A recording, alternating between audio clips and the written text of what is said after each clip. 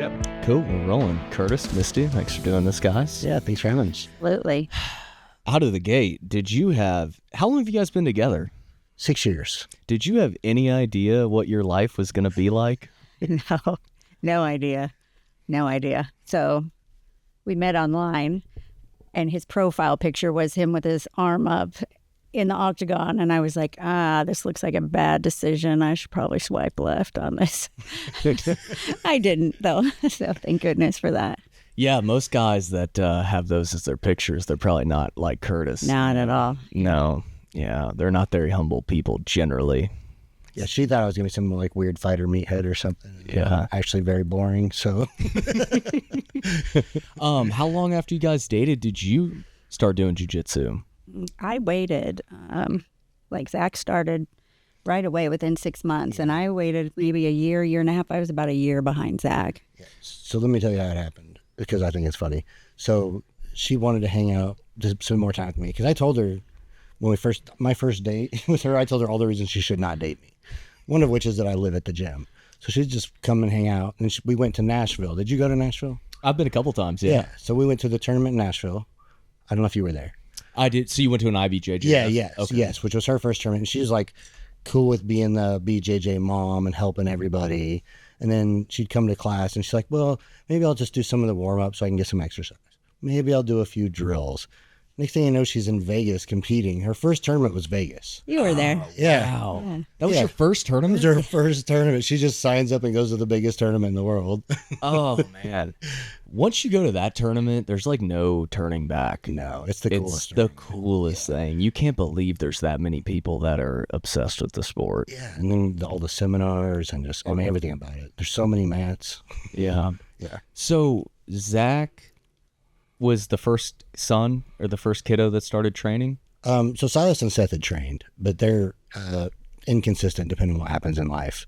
And then Zach started, he was the first of her kids to try it. Oh, okay.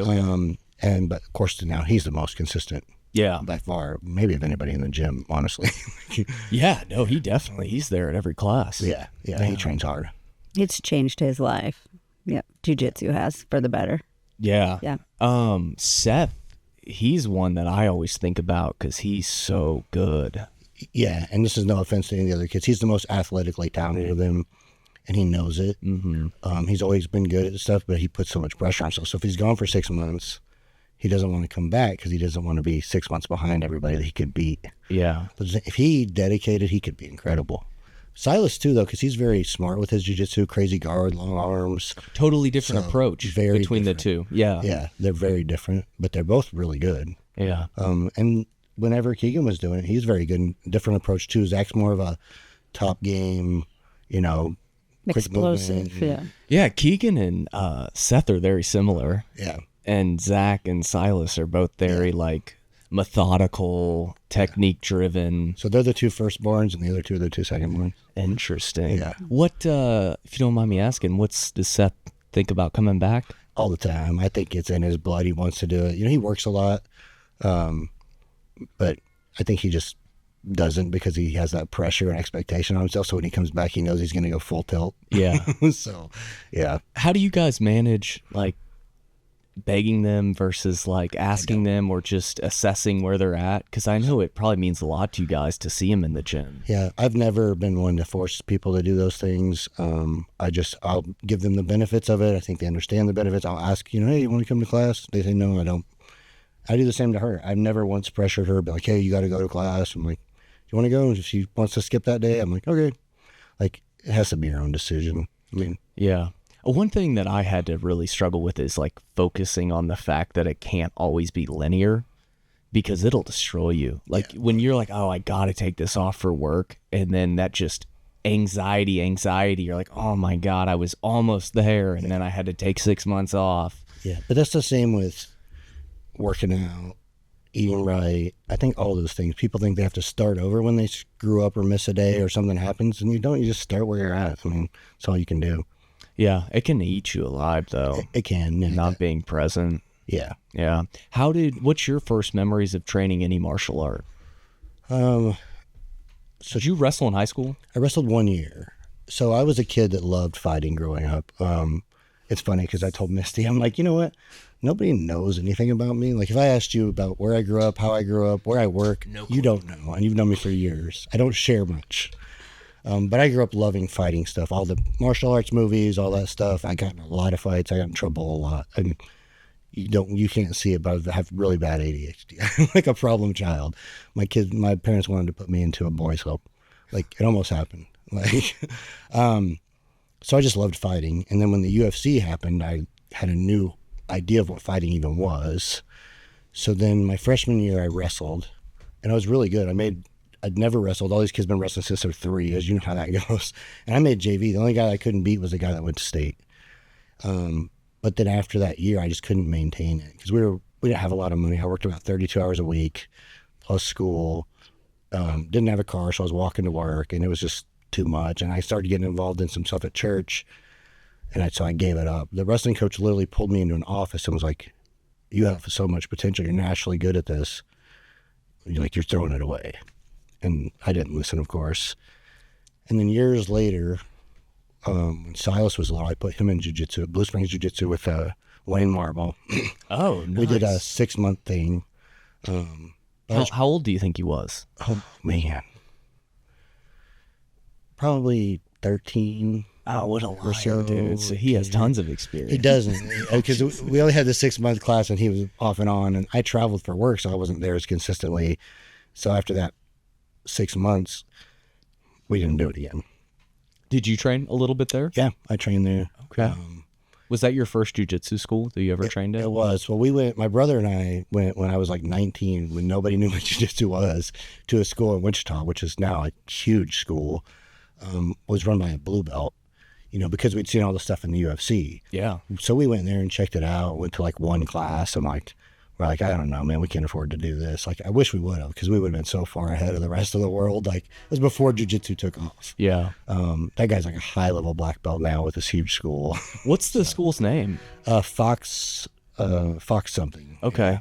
Because I was looking up, because Jay, is moving, and I was looking up what schools are there. I didn't recognize any of them. So there's 3 good ones that I know of. 316 is the best MMA school. They have really great fighters. They come to the Kansas City shows too. And then La Salva is, my cousin's actually a black belt through there. And they have a really big, good jiu-jitsu school, really technical guys. Like, jiu-jitsu is pretty big there. Wow. Well, that'll be good for Jay. Yeah. He told me he's going to Thailand for like a little vacation before he returns to go do his doctor stuff. Is he going to train there? Yeah, well, I guess he's been training Muay Thai with his dad.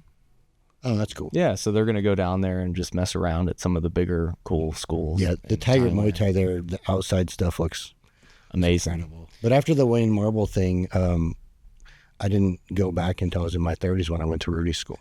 Damn. And was the first time you met Rudy, was it through jiu-jitsu? Very much the same as your story. I called a few places, and he's like, just come train. I'm like, all right, I kind of like this. And I showed up. The gym was very different back then. It was a little more rough around the edges. It was all just a bunch of killers. Like, you came in, they didn't give a crap if you were new. Like, yeah, they were going to beat you up. I was telling everybody, like, I got my ass kicked for 6 months. Then somebody else new would show up. I'm like, oh, I do know something. Couldn't wait for a new guy. Yeah. So, but 4 months in, I just naturally took to the grappling. I did my first tournament. Nobody was doing jiu-jitsu tournaments out of Rudy's school. Seth coached me. Like, he was like 10 or something. Maybe 12. And I show up and I don't know anything. I've been training for 4 months. They moved me to advanced and they moved me up a weight class. And I'm way older than everybody. And I'm like, okay, my first fight is against the Armadillo, who fight out of Glory. Yeah, rest in peace, dude. Yeah. Rest in peace. That was my very first jiu-jitsu match. Wow. But he didn't sub me, which now looking back, I'm like, well, he should have. But it was 5-2. I lost. And then I made my way to the 3rd place match. I was down points 30 seconds ago. I have it on video. I triangled the guy and won. Took 3rd place at my first, and I had never finished a triangle in my life. Dude, that's incredible. It's pretty cool. And Seth was coaching me. He was going crazy. It was only us 2 there. It was up in St. Joe. Did Seth wrestle pretty early? Yeah. Seth wrestled. He actually wrestled at Grand Valley with really? Ralph. Yeah. What's the age gap there between him and Ralph? I bet they're Not pretty much, close. yeah, like a year or 2. Wow. Is Seth's a little bit younger? Yeah. Yeah. That's cool. So when you met Rudy, was it at Raytown? Yeah. Okay. Yep. They had moved out of Green Valley. They'd been in Raytown for a little bit. I mean, I showed up for my first class, and like Stephen Thompson, I don't know if you remember him. He's got MMA tattooed here. He's like this big ripped dude jumping rope. And then there's Matt Udy, who's a giant. Oh, man, rest in peace. I'm like, yeah, it's true. That's we went brought up already. Damn. I'm like, I don't know if I belong in here, but I'm going to do it anyway. It's like it's supposed to be a bucket list thing, just do one fight. You see how that worked out. So when you went in, you did think you'd do one fight? Yeah, I always wanted to. I always loved fighting. There's nothing I love more. I think it's like human chess. And of course, I didn't know much, but I was willing to learn. So, you know, I didn't take my first MMA fight till I was 36 years old. So, Did you, have you always been into fitness too? Or was it just so much the fighting? yeah, fitness too. I mean, I played a lot of sports growing up. We grew up, you know, in a really poor, bad neighborhood. So everybody's outside. We played basketball. It was mainly a minority neighborhood, so basketball was the thing to load basketball. It's one of the reasons I didn't really wrestle. I wanted to play basketball so bad, but You don't really have the attributes for no. that. And the high school I went to, Wichita East, like Corleone Young was in my high school with me. He went straight to the NBA. I mean, everybody that was a starter on our team started in college. So there was no chance for me. Yeah, fine. And at that time, like when I wrestled as a freshman, I wrestled 103 pounds and I did not cut weight. 103 pounds? Holy smokes, dude. I'm not I've had to work so hard to put on muscle. It's taken me 20 years. Oh my God. So what do you remember about when they first started doing gi classes at Rudy's? So I was one of the early adopters right away. So Rudy had done a few gi classes here and there, you know. So I know he told the story of how it came to be with Leo, but he would do it every once in a while, and I always liked it. And I would look up stuff on YouTube and all that kind of stuff, which YouTube wasn't as big back then. But and then when Leo came, it was very distinct when he told Rudy, "You're missing the boat here." So I jumped in, and I was the only one doing gi tournaments at all. You might even remember that. Even probably when you started, almost nobody did them. Yeah. Well, we didn't really train in the gi that much when I first started. So I started doing gi tournaments, and then it got bigger again when Rudy went to Brazil, because he came back with a lot of techniques and new fire for it, and then it just kept taking off from there. What belt do you think you first got from Rudy? Did you get every single one from him? Yep, every single one. I got my blue belt 3 years of being a white belt with no stripes. It wasn't like it is today. Yeah. And we literally went on a run on a Saturday morning for an MMA class. We come back and he sets his computer. It's like me, him, Josh Tolley, maybe Johnny, like 4 or 5 of us only. And he's like, I signed up for a tournament, and I had not lost a match since that one match to Armadillo. And he was like, I can't let you do another tournament as a white belt. That's literally the speech, pretty much. And he gave me the blue belt. Oh, man. So I had to change my registration to blue belt because he's like, you can't do another one at white belt. It's not fair. Classic Rudy fashion. It really was. It was ideally how he does it. Who was doing the tournament, putting it on? Was it IBJJF? No, I didn't do any IBJJF tournaments till the one she went to with me. I did only local stuff. There's a lot of them in St. Joe. Derek Ripley kind of runs those. And I'd gone to some Fuji stuff and just whatever was close by. So where was your first MMA fight? Where? Yeah. Blue Corner. Blue Corner? Yep. At the old Harrah's? Mm-hmm. Did you win that fight? No. It was my bucket list fight, and I lost. And all my friends and family and everybody at the time was like, you're old and shouldn't be doing this. You got it out of your system. I'm like, fuck that shit. I lost. I'm not going out like that. Like, it was a close fight. The guy didn't make weight. He had 3 fights. I had none. And I bloodied his nose pretty bad. I almost submitted him, but he just kept taking me down on the cage and holding me down. I didn't take any damage other than my foot. I broke it on this leg on my first kick. But that was my own fault, not his. So, but I just didn't want to go out like that. So I didn't listen to everybody that said I was old and it was dumb and brain damage and you have a family and, you know, you got this out of your system now. Like, nobody thought I should be fighting. Yeah, that's kind of the same conversation I had. Yeah. But I don't know. Did you, when you did the second one, did you know there'd be a third, fourth, and fifth, or did you still want to just get that one win? I just wanted to get a win and prove that, because I was doing good in the gym and I knew I was getting good, you know, relative to my experience at least. Yeah, so I just wanted to go. But I just loved it. I just couldn't stop. I don't know. A lot of times I'm like, maybe this will be my last fight. Maybe not. What? How old are you now? 47. I'll be 48 in May. And when was your last fight? I was 42. Ty Schrader, who's a beast. He broke my arm, and then they had to stop the fight.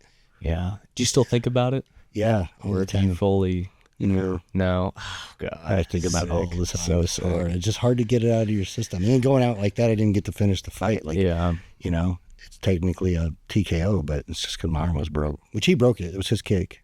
So Yeah. it is a TKO. Still though, I get it. Yeah. When did you really get into where you started watching jiu-jitsu nonstop? I watched a lot more MMA stuff the first 3 years. It was probably when we got into the gi where I got really into watching it and learning about it. And then, even then, I wasn't good at the point stuff. I was learning a lot of techniques.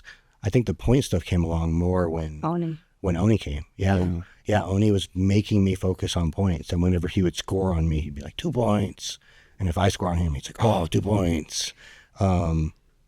That's my best Oni accent, by the way. Well, it was too much English for him anyway. I was going to ask you, like when you first started, you were telling me that none of like the sweat bothered you or anything like that. Nope, it really didn't. I just expected it, so it didn't really bother me. My stepdad, I didn't really talk about this, but my stepdad played rugby while I was growing up, so I was really around a lot of sweaty, gross guys a lot when I was a teenager, and Curtis reminds me a lot of him. So deep diving into sports and seeing somebody obsessed with what they do, I was just like, oh, I get it.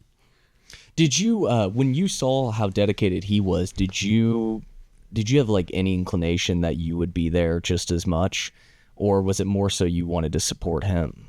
I was intrigued, and I wasn't sure. I had shoulder surgery early on in our relationship, and so I was like, oh, I probably could never do anything like that. I just had shoulder surgery. But I was intrigued, and I've always liked being active. So when I finally decided to try it, I was like, oh, I can do this. So, and then I was involved, but I knew I wanted to spend more time with him, and most of his time was at the gym. So I saw that as an opportunity to spend more time with him. What difficulties did you find? Because for one, female training partners already is difficult, but then to be, coming in brand new a little bit later in life, did you have to like set up boundaries to make sure you didn't get injured? Oh, I learned that the hard way, really. I started going, I felt safe because he was there, and I felt safe because my son Zach was there, and there would always be some other female, maybe only just one, but there would always be another female for me to train with usually. And when there wasn't, I would train a lot with Zach, who's a smaller guy. But I was 45 when I started training jiu-jitsu. So, and I didn't really think about getting hurt. The reality of getting hurt just didn't occur to me really. And then he started getting hurt all the time, and I was like, oh. And I went to a cross training at Ground Zero when Leo was in town, and like a 20-year-old something white belt wrestler ragdolled me all over that mat, and I left in tears. I was so angry I couldn't see straight. After that, I'd have no problem saying, no, I'll pass. Thank you very much. But, yeah, you have to. Yeah. It is it's frustrating for sure, but also I try to put myself like in their mind, because like they don't really know the limitations of other people either. So you don't want to be like too hard on them, but it's so annoying when you get some people that it's almost like they're clueless. They're like, what, like, I see people going full on, but I say this, but I like sprawled on a girl in like 2013 when I first started, like ripped both her shoulders out, she like shot a double. So I always got that guy too. So I have like a little bit of sympathy for that, but yeah, that is really frustrating. And it's such like I don't know. There's like you don't want to be that person that like says no either.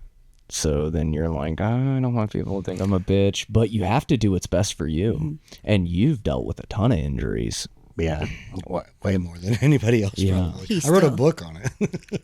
Oh, did you really? No, I have an ebook on Amazon for real. Do you really? Yeah, called Grappling Through Injury. Oh, shout out. Effort Speed. Yeah. Order that book. Yeah, there you go. You can be in the 40-something people that have read it. Do you think your bicep injury was like the most difficult to deal with? No, not at all. Probably the most difficult was when I tore my groin and my ab at the same time.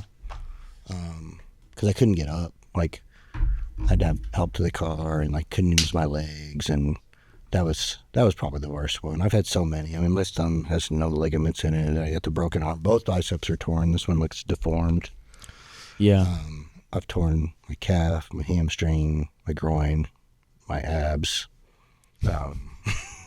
I don't have Separated your AC joint. my shoulder, my collarbone's not in place. Like, I just kept going hard like I was 20, and I never stopped. And even when I'm injured, I don't stop. I kind of have a reputation for So what have you changed now from those injuries? Not much, really. I just, I have a hard time not grappling, not saying no. Like, I don't know. He's got a partially torn rotator cuff right now, and he has changed in the way that you do take more time off. Yeah, I will take a little bit more just because I want it to heal, because I can't throw punches very well, but I still grapple. Do you think not doing MMA and then also being a black belt now, like, you feel like you've taken the asterisks off where you know that you deserve to take time to heal? No, you still feel like you get anxiety when you're not in there? Yeah, it's really, I need it for my mental health. It's one of the things that I believe in fighting. And I just enjoy it just so much, and I love it. And I just don't want to, I wish I wasn't getting older. I wish I would have started when I was way younger. You can't go back.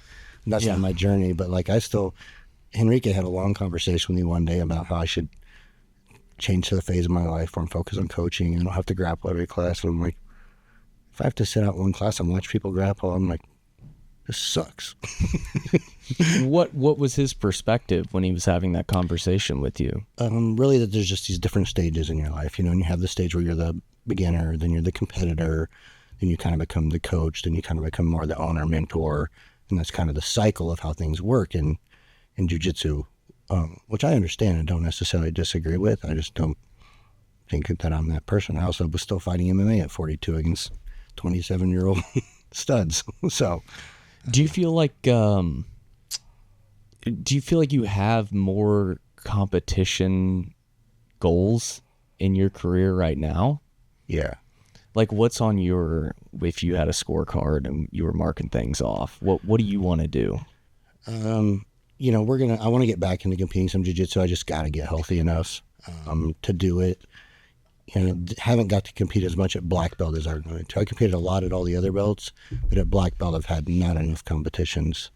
So I want to like win an IBJJF tournament at black belt. I haven't done that. I've won it at the other belts, but not at black belt. So, what was it like when you got your black belt? It was a year sooner than I expected, to be honest. I thought it was like a year away, so I wasn't expecting it at all, and I wasn't sure if I was a black belt. I did think I had the knowledge. I study, as you know, all the time. Like, I study a jiu-jitsu video every day, so it's 365 a year. So, but I don't know. I was planning to go to Worlds that year as a brown belt, and in my brain I was going to be a black belt in another year, so it caught me off guard. So I had a little bit of that, like, I don't know, imposter syndrome that you get at all belts, I think. More so because all the other belts I stayed at for so long, I was like kind of slow rolled.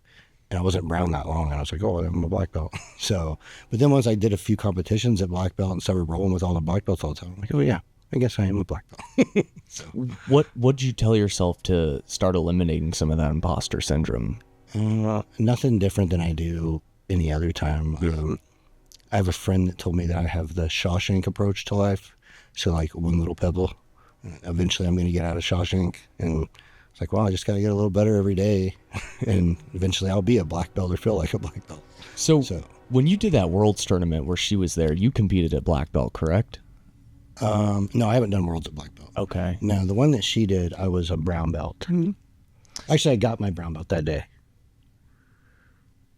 Right? That was the day I got my brown belt in Vegas. Oh, yeah, you did. Yeah. Oh, you got brown that tournament in Vegas? Huh. Yeah. Thanks. So you were still a purple belt then? Mm-hmm. I was at all the belts for 3 years until brown. I was the slowest rolled person ever. So with you having those feelings, do your kids ever talk to you about that? Like when they got purple, do they deal with that, and do you help like guide them? Yeah. I just really reassure them. They trust my opinion enough where I can just be like, you're that belt or I wouldn't have given it to you. And I think they know that. Like, I don't feel like I give out belts very easy. I never felt like that with Rudy either. Rudy, if you got a belt from Rudy, we're like, well, you deserve that belt. So Yeah. you've put in the time and the work and shown it in real life. Did you give her kid and Silas, did you guys give them, were you part of giving them their purple belt? So Silas and Seth are still blue belts. I gave him their blue belts. Silas isn't a purple belt now? No, he would have been for sure at the same time as Zach. They were kind of on the same path. Really? But he quit coming, got to be And you're consistent. sure of this? Yep. Positive? Yeah. Oh my God, I thought Zach and Silas were purple belts. Zach's the only one. And I gave him his purple belt, yeah. How did that feel? It was great. He worked so hard. He earned it. Like, you know, what she said about his changing his life. When I met him, he was 193 pounds. I'm not talking about, but he was literally just hanging out in the basement. He wasn't doing anything with himself. And I watched him slowly transform into this new person, but it's because he's willing to put in the work. Like, he's not naturally big or anything. He's a small guy. He does have some athletic talent, more than he thinks, I think.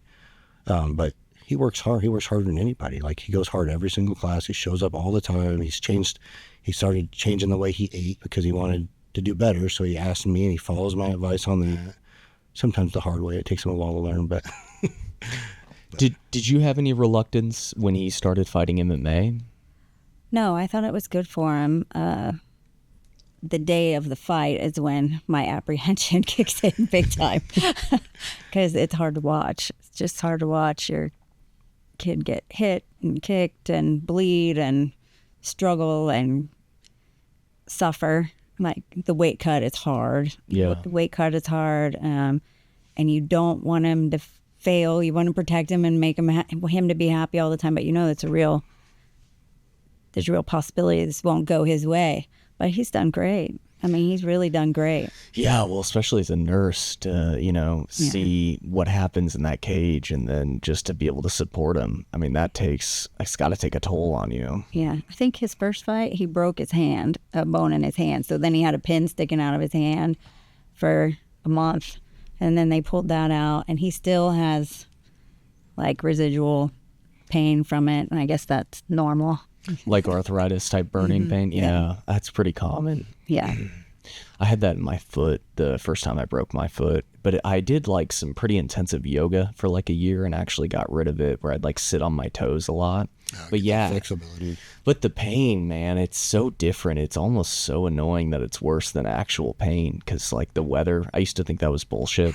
Like, the weather changes, my joints hurt. I'm like, shut the fuck up.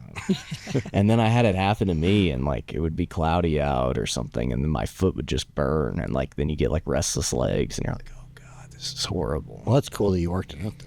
Yeah, I know. So maybe it probably wasn't arthritis, but I don't know. But it was something like that where it would get inflamed during weather changes. And Yeah. I don't know. Did you give Misty her blue belt? Yep. So And your purple belt. yeah. We'll get there, Curtis. sorry. No, you're fine. You're fine. That's a huge step. Like a blue belt, that if you can make it to blue, especially to purple, you're a black belt that just hasn't quit. You hear a lot of people say that. Was that surreal for you to finally like cement that you were doing the damn thing? Yeah, it was in Vegas on the podium. I got my blue belt, and I was like, oh, well, I do jiu-jitsu. Like, because there's white belt, you're like, yeah, I tried it, but in blue, it's like. Not that first time in Vegas. It was later, and she won. Yeah. Yeah, I took gold at Jiu-Jitsu Con, and then, but once I got my blue belt, I started taking it a lot more seriously. Then we were traveling. We were doing a lot of competing. We were probably competing more than anybody was in IBJJF at the time. You had the most points in the whole gym. Yeah, I had the most points in the IBJJF as far as our gym went. And we just haven't been competing as much, mostly because of his injuries. We want to both compete if we go somewhere. So, but I love competing. And then when I got my purple, I was like hoping to go to Vegas one more time as a blue belt because I wanted to win white, then blue, then move up to purple. But now I'm purple. I'm like, oh, this is scary now. Yeah, I know the feeling. It's like, God damn it, I should have just one more year at blue belt. I might have won that gold. Yeah, it's true. When you first competed, was that pretty crazy for you? Yeah, I did not realize the gravity of the situation. The first time I competed, it was my first tournament. I went all the way to Vegas to do Jiu-Jitsu Con novice. And I went out there and my opponent was like a 6 foot tall state trooper. And I had no idea. I was like, oh no. But I told myself, as long as I get a takedown, I'll be fine. And I got that takedown and I made it, I think 43 more seconds, I would have made it to the end of the match, but she ended up armbarring me, I think. Yeah, right at the last bit of it. But I felt like I did good because I went out there and made weight and did the thing. So before that match, everybody's nervous. It's like she didn't even know enough to be nervous. She just listened to music, chilling, not breathing hard, not worried, not, what we are all doing. I go pee like 17 times because I'm like, I don't want to have to pee when I go out there. Yeah. She was like completely calm. She gets more nervous later now in tournaments than she did her first one. Yeah, that's why I said I didn't realize. Really, I was just like, I'm gonna do this tournament thing, and then when you stand out there, it's like, oh my gosh, this is happening, and I just started to shake. But you get locked in, and adrenaline helps you. But yeah, my last tournament, I'm like, I'm gonna throw up. I just want to go already. Let's go, because I hate that anticipation feeling. But once you're out there, it feels good because you're like, I know what to do with this. Those nerves while you're waiting to go. I think it's the worst part. Yeah, it's like almost like a hit of dopamine as opposed to like fighting. But for me, I think it's like so similar that it helps because like everybody who fights once thinks about fighting. So it's very similar in the sense that it's an addiction. I'm sure like it's a freaking addiction. And that's what I love about jiu-jitsu is like, even stepping out of the mats, if you just lose, it doesn't matter. Like to feel that adrenaline in the dump is something that like a lot of people don't ever get to experience. What did you change when you got your blue belt? Like as a couple, and I know you guys were traveling a ton. Did you guys have like something worked out, or did you just do because I know you guys train nonstop anyway, but in your head, did you have like a path that you wanted to go once you got the blue belt? You were like, okay, I'm really doing this, you said, but did you make lifestyle changes? I definitely made lifestyle changes. I wanted to go back to Vegas every year. That's just in our minds. We were going to go every year. We started competing in IBJJF all over the country so that we could get better seating. I didn't have very big brackets because I was like Master 4. Now I'm Master 5. There's not a lot of ladies, but for him, there's huge brackets. And when you're younger, there's huge brackets. So if you get more points, then you get up in the ranks and you get better seating in the tournament. So we were thinking about that with the competing. And then I was realizing everybody's just so much bigger than I am. I'm 5 feet tall. And at the time I was competing at 140. And those girls are way bigger than I am because people were cutting weight and I was carrying around extra weight. So then I decided he's in amazing shape all the time. So I'm like, can you help me? I want to cut down my weight. And that was a couple of years ago now. It's been at least 2 years. Mm-hmm. I got down to 125 pounds. I hang out between 128 and 130 now. And that I haven't competed at that weight. I lost it so I could go down to the lowest weight or the lower weight. And I actually haven't done a tournament since then. But because I know I'm strong for my size, because I was competing with these bigger girls.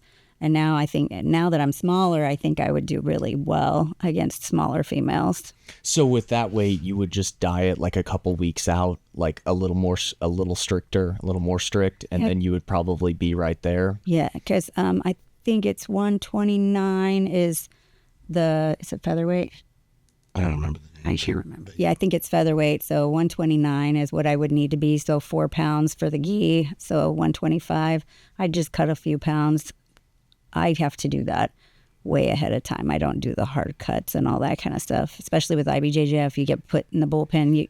You don't have time to rehydrate and all those things. But yeah, I would do that a couple weeks out and just high protein, low carb, like and lower calories and lots of working out. And he taught me you don't have to go to the gym for 3 hours a day. You can go for 45 minutes 3 times a week and make really good progress, and if you want to go more, then go more. People that jump in and try to just go gung-ho every day of the week, training for 2 hours, it's going to burn you out.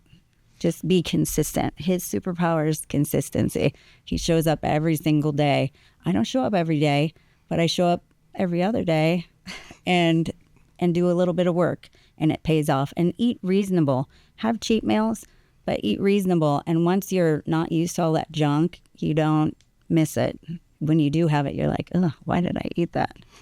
Yeah, well, that's like what we were speaking to earlier. You can't let that anxiety of not doing everything that someone else is doing eat you alive, because then it'll just set you back that much farther. Fast forward to you getting your purple belt, then just another step in the legacy and to like cement your own personal success. Like, I can't imagine the achievement you felt when you got your purple belt. You do.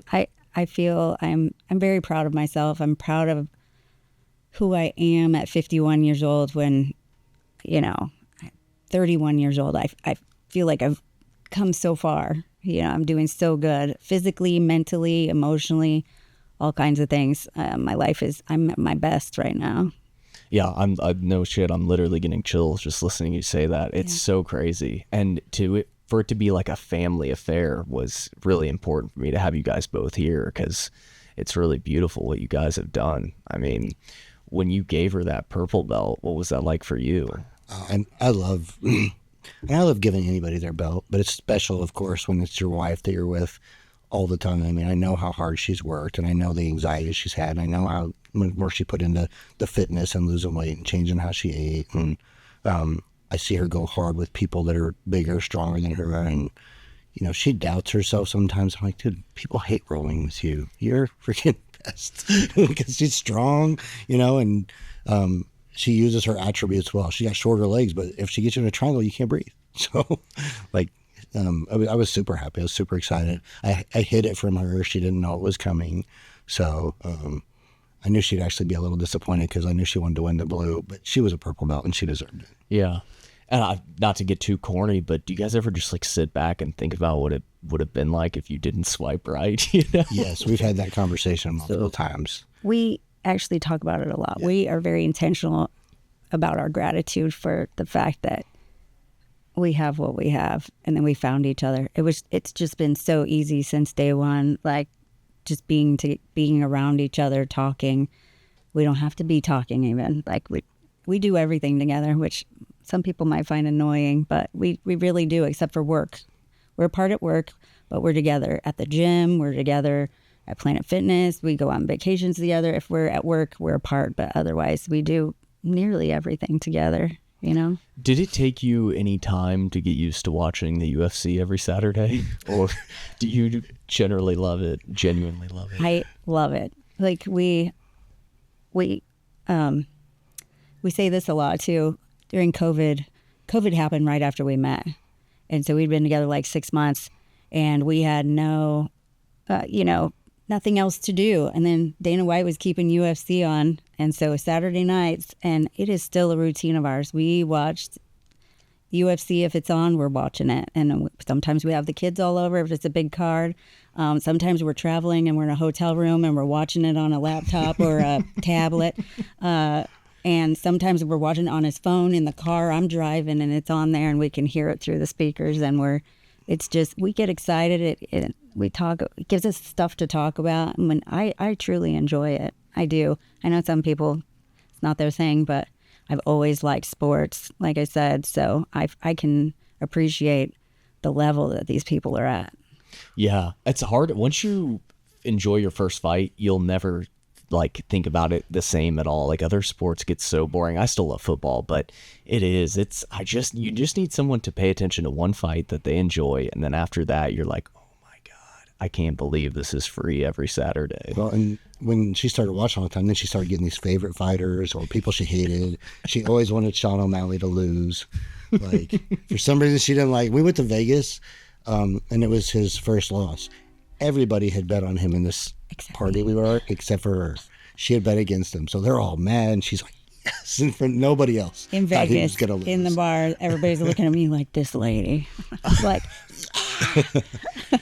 I feel kind of guilty because when Rudy was on here, I asked him like what it meant to keep Raytown open, but and of course it closed shortly after. Yeah. So I feel like I cursed it. No. But what was that transition like? And like personally, that was a huge commitment to take that on. Do you want to talk a little bit about what was going on at that time? You know, I'll probably take a step back. You know, when Rudy's wife passed, it was hard for him to run the gym. And I was a blue belt. And myself and a few others took on all the classes, but I was kind of more the responsible one, I guess. So I took on a lot of the classes and tried to help keep it open. And because it was important to me, I see the difference it makes in people's lives, both mentally and physically. I think a lot of people in that area, any area, really need it. So then fast forward to he's going to close Raytown. There's this whole group of people that I know couldn't go to Westport. I never desired to be a gym owner. It's never on my goal list, but I was like, I love to teach and I want to give these people a place to train. So I kept the prices low. Rudy told me lots of times I should have raised the price, but I was like, I would let people train for free. I'd be like, okay, why don't you mop tonight? Like, a lot of these kids just couldn't afford it. We weren't making any money, but we were making enough where I wasn't losing money, right? Like, it wasn't ever about the profit. It was more of a passion project. And that was what it was. We called it our home for wayward children. Like, we would take in anybody. You know, we had autistic people, we had overweight people, we had young, old, you know, people, transgender. It didn't matter. And like, you were welcome. And it's not that it's not that way other places, but like, I think you could feel it when you come in. really accepting, welcoming environment. Like, it can be intimidating to walk into a gym by yourself. I walked in knowing people that were already there. I can't imagine being a young person, wanting to try something new, having challenges already in your life, and you go in there and people beat you up. And you can beat people up and be nice to them and make them feel welcome at the same time. You don't have to be, aggressively negative towards people. So yeah, well, even like the decompressing at the end, sitting there in a circle, everybody's gassed out and just being like, okay, we're all here for a different reason. Mm-hmm. That's always really nice. What did you learn, like when you started branding it under Bissell Martial Arts? What did you learn, and do you think that you'll ever go down that avenue again? No, I don't think I will. The thing with putting the Bissell MMA on there was, I think it was more important to other people than me, because it made my kids really proud of it. Like, we have this thing and my dad's doing this thing. Like, our logo, what's on, I guess, with the octagon has 8 sides, and we have, that all has meaning. The yin and yang is something her and I are, because we're very different people. She's like the free spirit hippie girl, and then I'm the we're doing it in this order. So everything in the logo had meaning, but it wasn't a thing for me. I never really wanted to be a gym owner or be in the spotlight. I love to teach. I think that's my strong suit. I put a lot of time into every one of my lessons. I never just come in and be like, oh, what are we going to do today? I prepare. But then it just got to be too much. I work about 60 hours a week. I travel for work a couple times a month. I didn't enjoy the gym ownership part, people texting and calling and things being broke and the money stuff and having to be like, oh man, you haven't paid, I just didn't enjoy that. I just enjoy teaching. So, Rudy and I worked it out. I think it would be better balance for our lives. I have a granddaughter now. I wasn't seeing her, or even my kids that much, because I was just at the gym when I wasn't working. So Rudy and I worked it out where he kept the prices the same for the people over there initially, so that, it could work out, because I didn't want to hurt anybody. They could make it over, and he said I could teach some classes, which is what I enjoy more, and I think it's been good for everybody. They get more training partners. It's good for me, because him and Enrique teaching me. I was literally learning mostly against white and blue belts, right? Which in some ways can help you. I'd put myself in bad positions and try new things, and you can get really good at some things, but then also you're not getting pushed. Yeah, well, in the evolution and adding new things that's where it lacks, but definitely getting the reps in, it can help having the lower belts. Yeah. Yeah. What about, so like you said, preparing your lessons and teaching, Do you feel like that was a pretty pivotal part of your game once you started addressing and showing and performing these techniques? And I'm sure it's fine for you now, but even now, like if I try to show a technique, it might be a flower sweep and I'm like, oh shit, teaching is something different. Well, it is and it isn't. I think you have to look at it the same. Like when you learned a flower sweep, you couldn't do it the first time. You learned it because you did it over and over. So when I prepare a lesson, I have gone through it mentally and visualized that lesson already 20 times. So I could do it by memory if I had to, but then right before I review everything I'm going to do again, so it's fresh in my mind. So I think it's like anything else, you got to put in the reps for teaching, just like you put in the reps for learning. Do you feel like your personal game, though, was skyrocketed when you started showing techniques every week and training and doing the classes yourself? Yeah, and I think all along that's one of the reasons I was successful, because I was teaching kids class for Rudy, and then like I said, when he had to step away, I was teaching a lot of adult class. I taught your class as a blue belt. Yeah. So I was always studying and learning, and I think it helped me. I mean, I didn't, other than that first match I talked about, I didn't lose another match again until I was a brown belt. So, well, no, that's not true. My last match at purple belt, actually, yeah. So all those years I won every match I did, and I think it was because technically I was advanced more because I was teaching all the time. Usually you don't become a teacher till you're like a brown or a black belt. Right. I've been teaching for 10 years. Well, and you also kind of came from the early days where it was hard to find a purple or brown belt. Yeah. So like having a blue belt teacher was like, oh.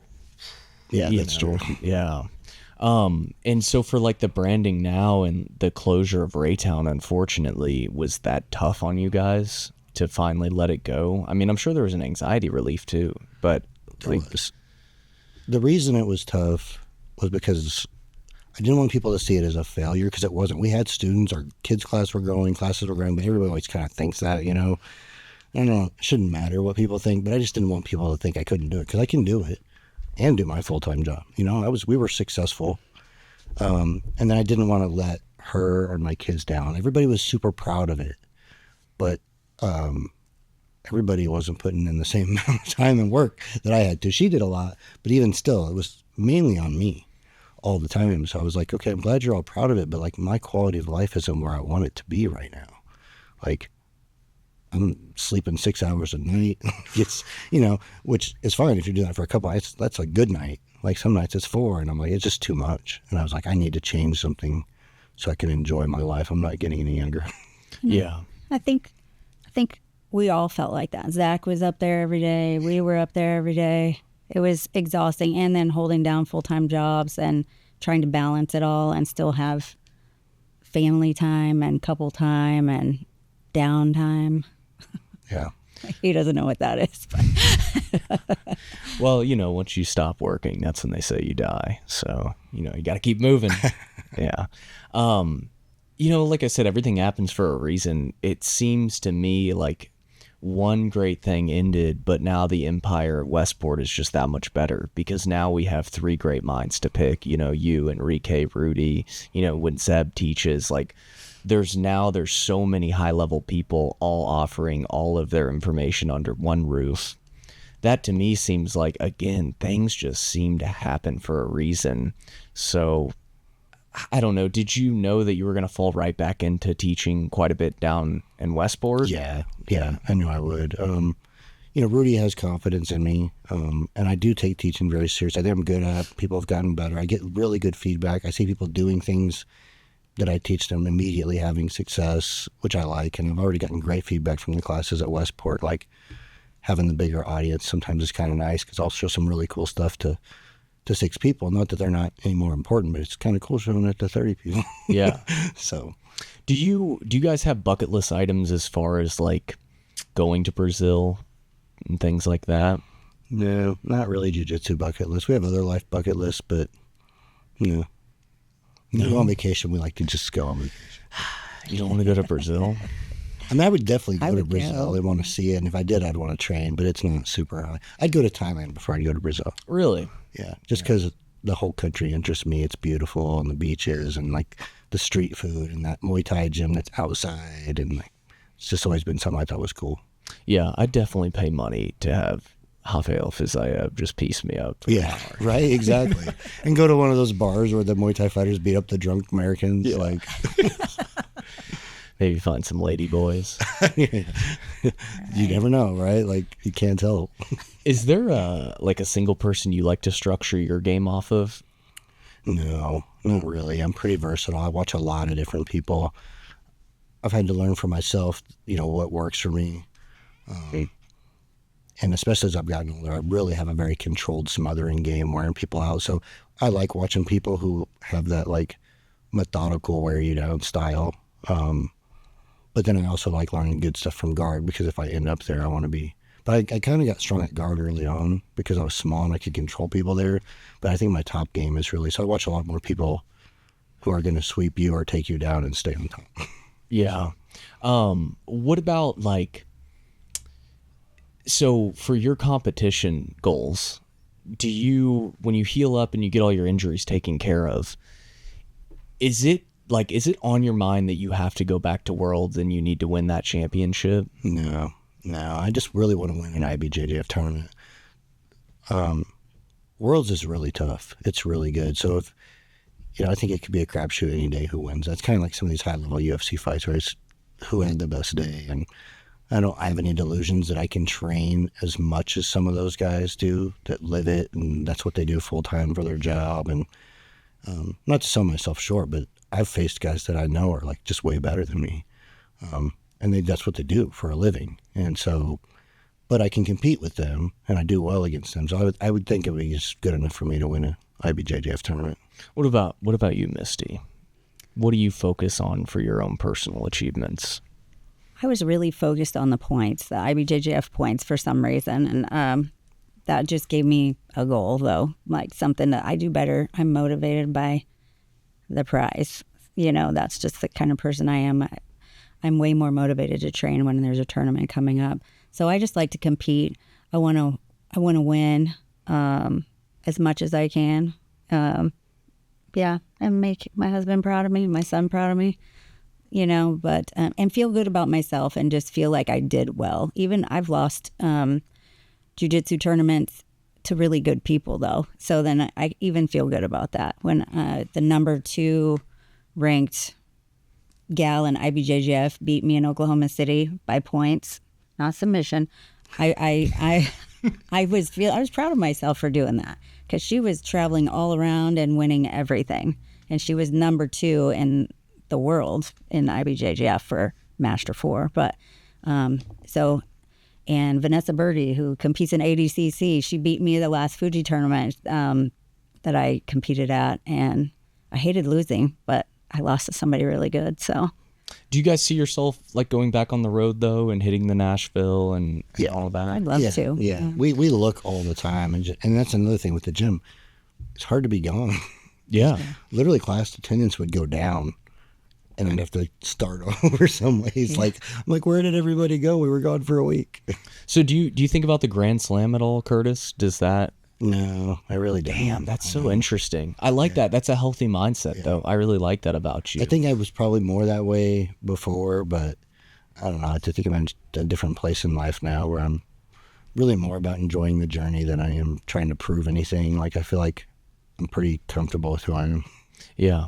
What about competition team that we see all these other gyms? Is that something that maybe interests you guys to putting together now that you do have a little bit more time, even though it's more time out, but being able to maybe be more influential in understanding what it takes to travel and compete like these other gyms do and go on the road? Yeah, because we've gone on trips with people multiple times and tried to help with that process. And, with Enrique there, he's really good at the points, like what I was saying about earlier. Rudy's always driven people to compete, right? You get better if you compete. And then I think I have the most experience, or we have the most experience competing. So I think it's a good combination. Rudy and I talked multiple times about having more of both competition team and fight teams, a little bit more isolated. What some of the places will do with the same shirts, and I think you're part of the team. You've chosen to compete. You have competition classes. I would love to see that. Did you ever think about quitting, either of you guys? I don't know if you want me to talk about this. I thought about quitting when I realized I was going through menopause. I had no energy. I was emotional, and I was just like, I don't belong here. These are all young people. I'm like old, and I'm blah. And then I got on hormone replacement therapy and started exercising again, and I never wanted to. I still don't want to quit. My knees hurt. I got tennis elbow. I still don't want to quit. Because it doesn't hurt when I'm doing jiu-jitsu. It hurts after. So, and the jiu-jitsu makes me feel good. And going to Planet Fitness bores me out of my mind, but jiu-jitsu doesn't. So I can just keep doing it. It's different every time, you know? But that's the only time I ever really considered quitting. Yeah, I never thought about quitting. Well, I knew you and everything. You're a sicko. Probably be like 80, trying to still roll. Yeah, I was going to ask, like, where do you guys see this journey ending? And, like, you guys talk about it a lot, obviously, but do you see, like, a cap at some parts? Like, you had that conversation with Enrique, and then you say you don't have any more interest owning a gym again. Like, what about the end goal here? Because it is something that's scary. Like, it's eventually a part that you might not be able to do again. Yeah, I don't know. I think I can just kind of ride it till the wheels fall off. Like I enjoy it, and if you can, and you see other people, they started later, so they don't have the wear and tear, but you see them doing it in their 60s, 70s. Maybe you can compete, maybe you can't. Maybe I can just go to 1 or 2 classes a week, but I love it. I love learning it. It keeps progressing and advancing, and I love the MMA stuff too. You know, I don't hard spar very often anymore. I kind of took that off the plate because I better save my brain. But no, I think we'll do it for as long as we can, unless some health issue forces you out. What's in your book, and what gave you? Why did you want to write that book? A lot of people had told me to write it. I heard a lot of people at the gym. A lot of people, you should really write a book, because I would tell people to write it because, like, I don't know if you remember when I broke my arm. I was grappling with one arm for 3 months. It's demoralizing for everybody else. Yeah. He's beating you with one arm.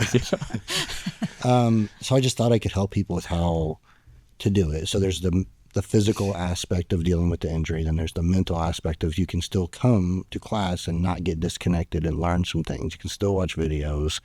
You can start to slowly do certain things. You don't have to just stop. I never just stopped. I've had all these injuries and I've never not gone to class, like more than, a couple of days when you have a surgery or something. It was a week after my arm I was grappling. So you just felt like the amount of stuff you've overcome, you had really important knowledge that you could share with other people. And so is the book for grapplers primarily? Yeah. What did you say the name of it is called? Grappling Through Injury. Yeah. Dude, what was the process of writing it? Well, going back to my I can't sit still ADHD thing, I was off for a winter break and I had some extra vacation days, and I was like, oh, maybe I should start writing that book. And then I just obsessed and did it all day long and just got it done. Like, I did a lot of research on how ebooks work, how it should be formatted, looked at other people's ebooks to see like what worked and didn't work, watched, 500 YouTube videos on how to do it, and I just did it all in like a month. Wow. Yeah. Did you have writing experience? No. Wow. I'm not an author type, but I could write facts. Did you get it checked by anybody, or did you just self-release it? I self-released it through Amazon. They have like a publishing thing, and they do certain checks on it to make sure you haven't plagiarized or used AI or that you wrote it yourself. It goes through that process, and then it's just pretty easy to publish an ebook, really. And was most of it mental? Or was there some, you said science, like did you talk about anything like BPC, TB500 or anything like that? No, I didn't go down the peptide route at that point. I talked more about depending on what the injury really is, first thing you got to do is get the surgery if it's needed, and then don't slow down. You can still walk here, focus on your range of motion, focus on your recovery, focus on your sleep, because that's when your growth hormone's going to release. You're going to sleep in 8 hours. You can't be in a calorie deficit because your body's trying to. So it was more that type of science, more nutritional and physical science, not really any kind of performance enhancement or peptide or recovery blends. Did it spark anything under you to like maybe write again, like about something else? Yeah. We've talked about some different things that I might want to put together just to help people. I said I got really good reviews. It's got 5 stars on Amazon, but it only sold like 42 copies. Dude, that's amazing, dude. So, for something I just did for no reason, really. But, yeah. Did you have any mentors writing that? Like, no? Nothing. I just researched it online, a lot of YouTube videos. Was it just an epiphany you had one day to write it, or? Yeah, because people kept telling me I should. Like people at the gym would, she would, my sister would. Like, you should write a book about that because people struggle with that. Some people get injured and they never come back. So I was like, oh, I can put this really good. He doesn't toot his own horn ever, but I'm just going to let you know that he is so freaking smart.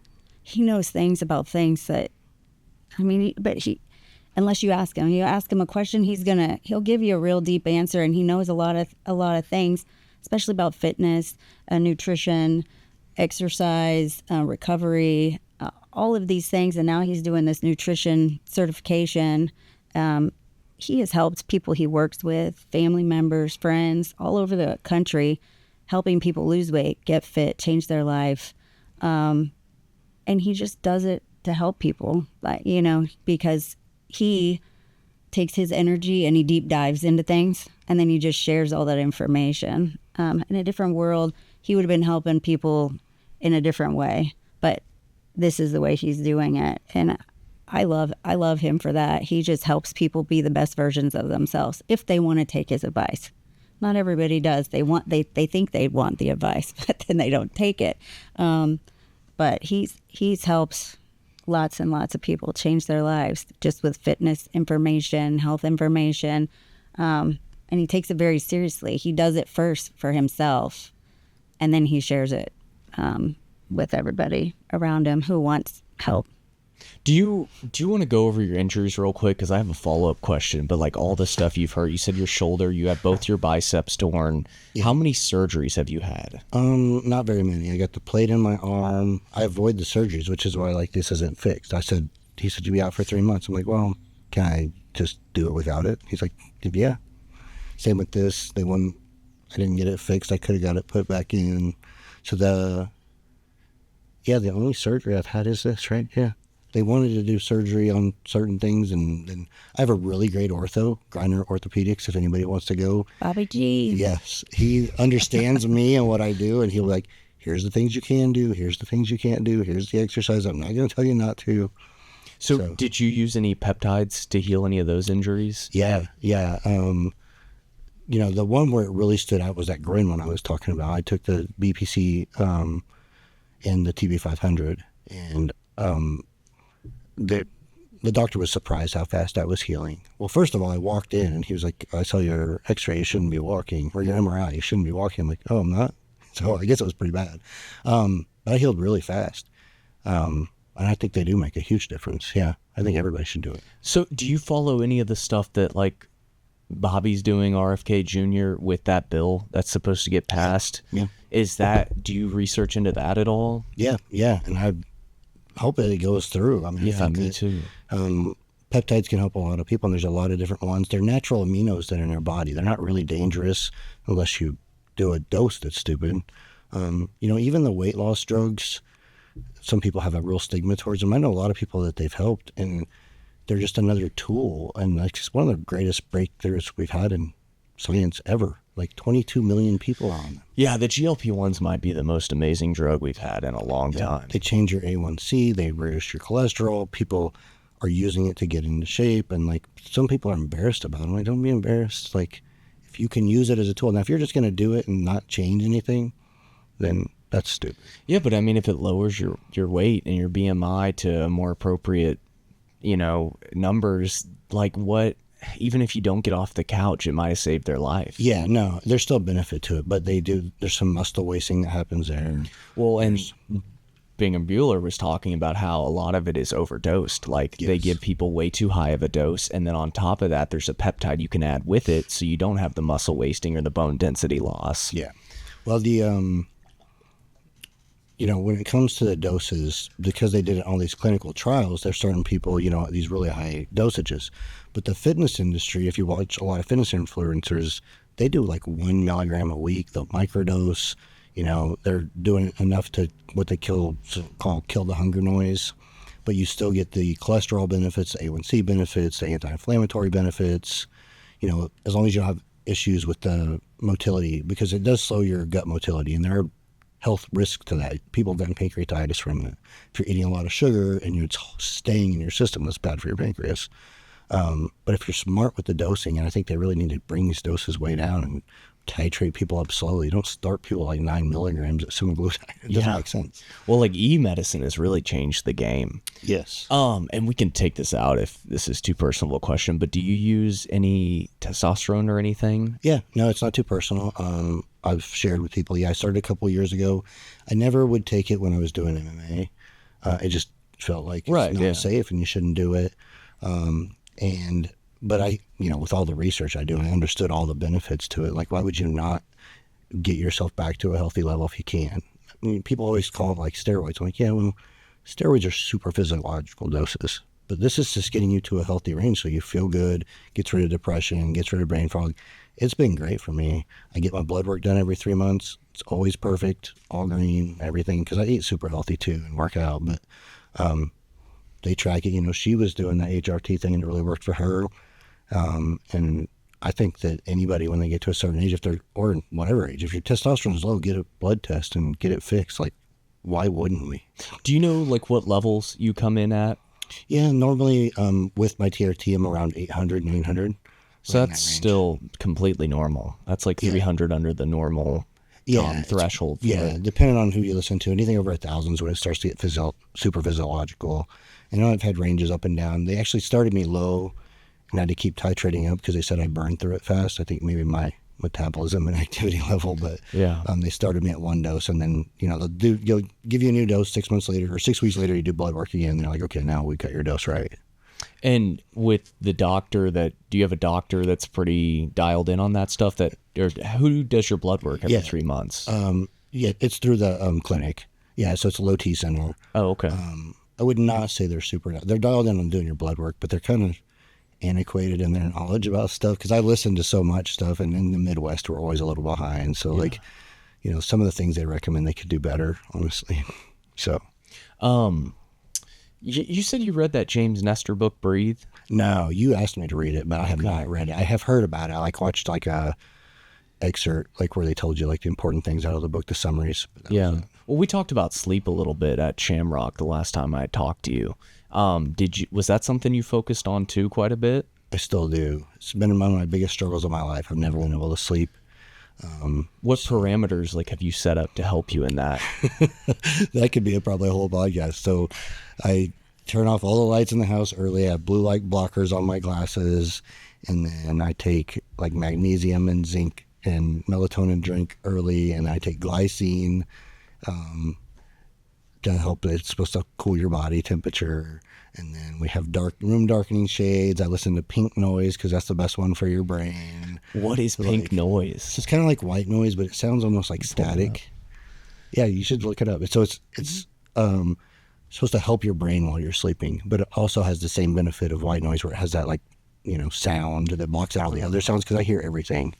But I still struggle even with all Matt Walker's the foremost sleep doctor in the world. I've been listening to him, watching a lot of his stuff, and he has a lot of ideas, but I still struggle. What do you think it is?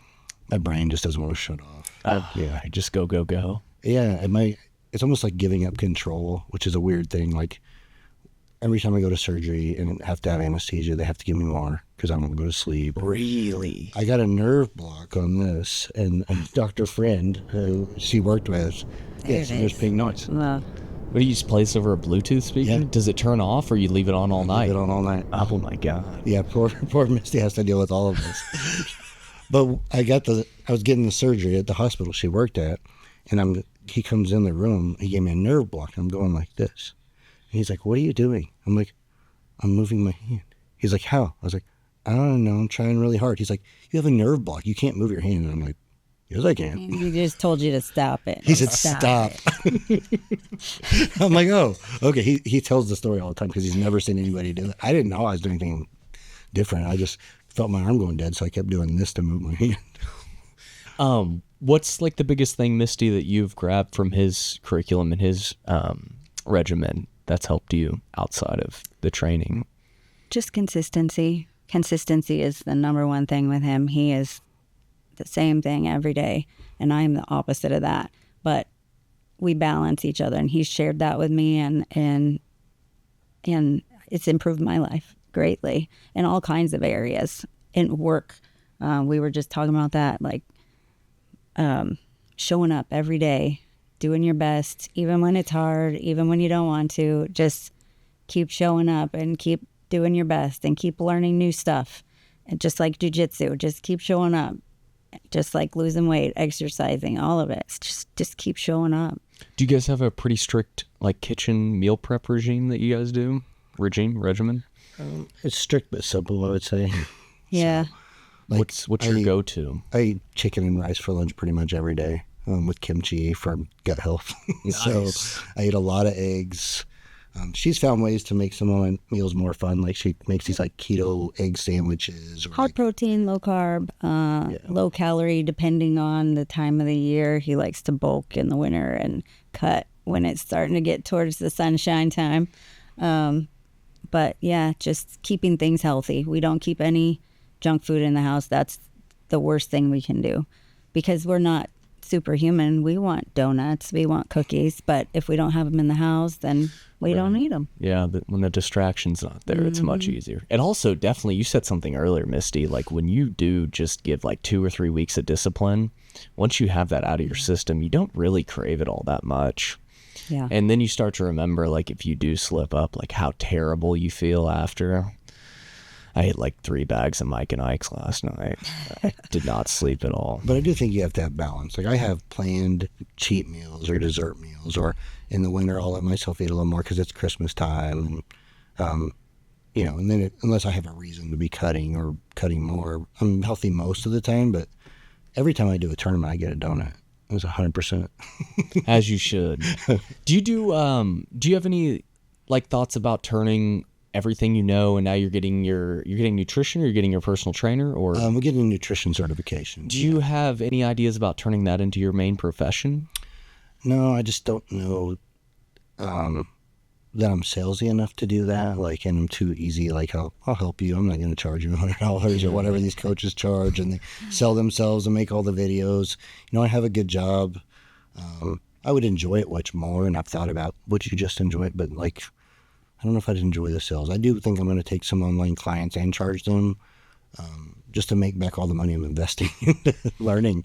But I don't think, be one of those guys that wants to coach 100 people and like sell myself in that way. I don't like it. It's a hustle, dude. It's a hustle, yeah. And you got to be good at that part. Well, and then it starts to feel like work again. So everything you did not work is now work. And yeah, you could find like a cool niche though, where you operate in like the jiu-jitsu health circle. So needed. Yeah. So rare.